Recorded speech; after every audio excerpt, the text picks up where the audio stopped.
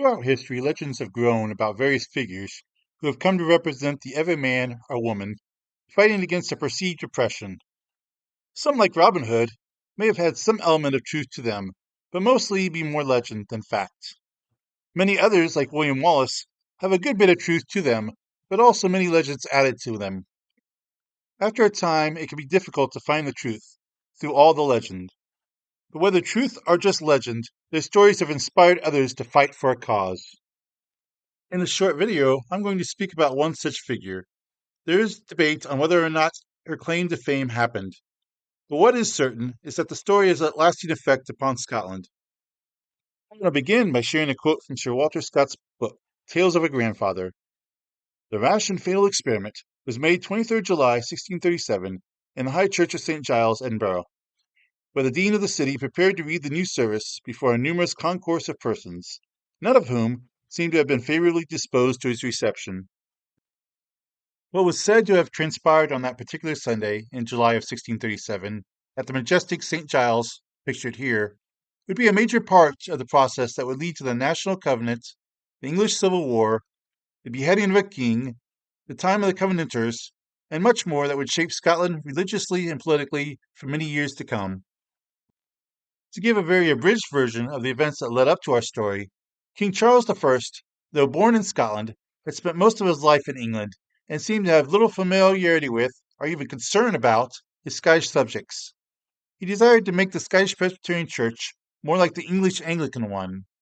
So in 1637, he sought to replace the old Book of Common Order, originally composed by John Knox, with a Book of Common Prayer.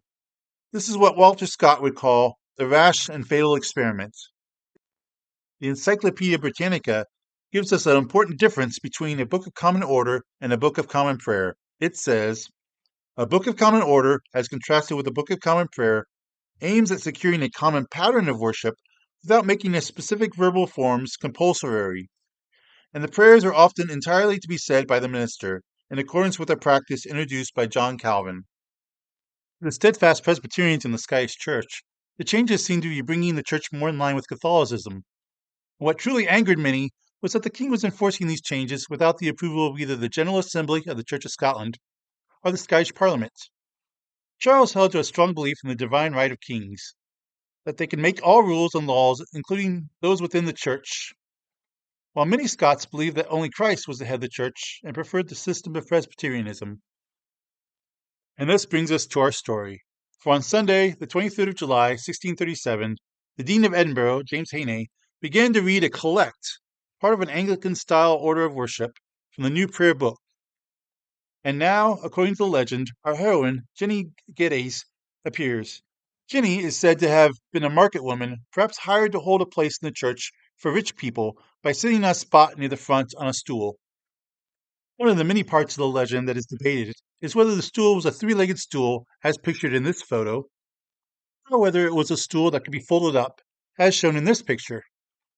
Whichever it was, the most popular legend is that as soon as the dean began to read, Jenny rose to her feet and flung the stool at him.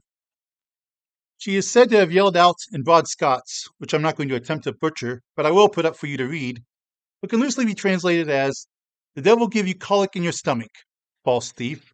Dare you say the mass in my ear?" A variation of this legend is found in John Preble's The Lion of the North, where he wrote it was actually a man in the congregation who dutifully responded to the liturgy and was told, "Dare you say mass in my lug," and was struck on the head with a Bible. Historians no doubt will continue to argue whether Jenny Geddes was there and threw a stool.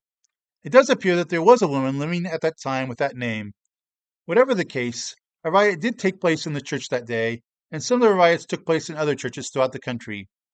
Opposition to the changes made to the church continued to grow until in 1638, the hugely important National Covenant was written and signed by thousands.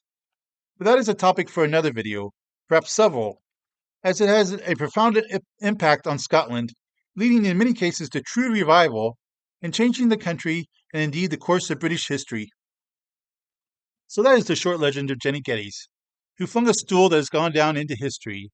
In fact, there's a monument of a stool in St Giles today to commemorate the legend, or maybe just to serve as a warning. Hope you've enjoyed this tale. Until next time, God bless.